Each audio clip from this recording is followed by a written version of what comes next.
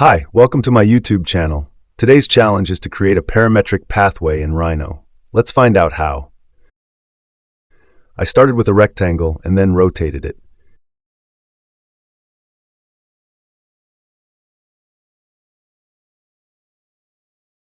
Next, I copied it several times and rotated some copies by 45 degrees.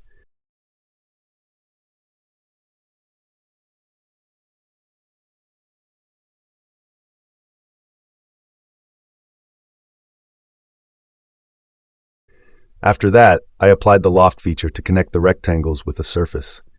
Just make sure to adjust the seam points before you finish the loft to achieve a beautiful flowing shape.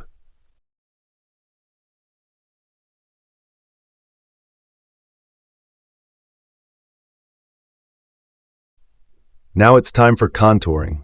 I set the distance between contours to 0.5.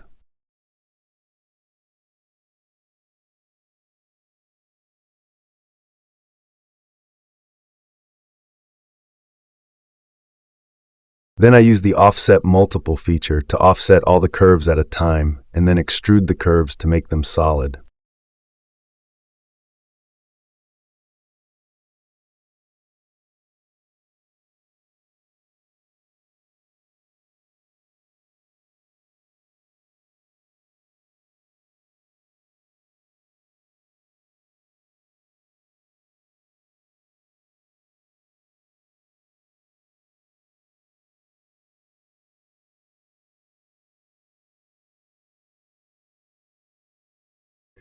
Finally, I use the trim tool to refine the bottom area of the shape, adding the finishing details.